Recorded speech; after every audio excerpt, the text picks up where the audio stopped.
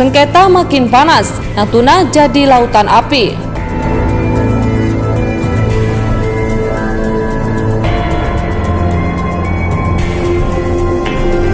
Halo Sobat Pena, jangan lupa klik tombol subscribe dan nyalakan tombol lonceng agar tidak ketinggalan video-video terbaru dari Pena Militer.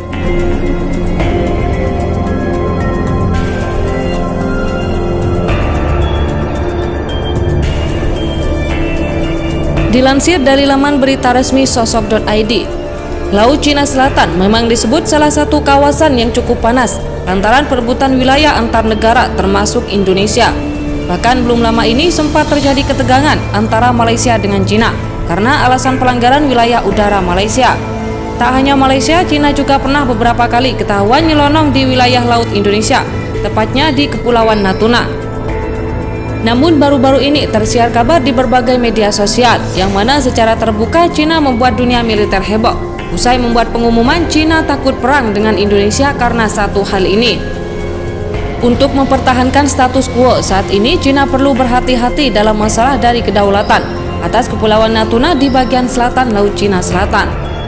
Kepulauan Natuna adalah rumah bagi daerah penangkapan ikan tradisional Indonesia. Dalam beberapa tahun terakhir, kawasan itu menjadi pusat ketegangan antara Cina dan Indonesia. Penjaga pantai Indonesia telah berulang kali mendeteksi kapal penangkap ikan Cina yang dikawal oleh kapal penjaga pantai. Mereka melanggar zona ekonomi eksklusif 200 mil laut di sekitar Kepulauan Natuna. Indonesia pernah mengirimkan jet tempur F-16 untuk berpatroli di wilayah tersebut. Sebuah kapal Cina muncul di perairan Indonesia. Kapal itu tidak menyalakan perangkat navigasi dan bertindak mencurigakan.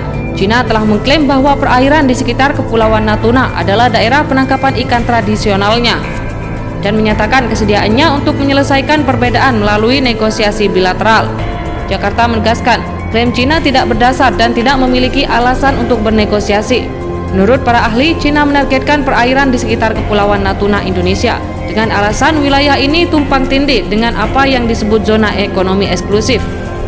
Dari Kepulauan Vietnam yang diduduki Cina, Cina dan Indonesia belum mencapai kesepakatan tentang delimitasi batas laut.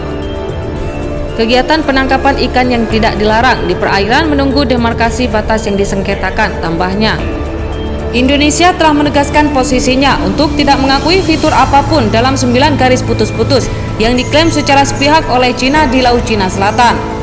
Pejabat pertahanan Indonesia telah menyebutkan skenario terburuk Cina mengirim pasukan untuk mendarat di Kepulauan Natuna. Itulah sebabnya Indonesia terus-menerus mengerahkan kapal perang, jet tempur dan peralatan pengintai berpatroli di wilayah sekitar Nusantara. Sementara Indonesia secara aktif memobilisasi angkatan lautnya untuk berpatroli. Bagaimana pendapat kalian? Silakan tulis di kolom komentar.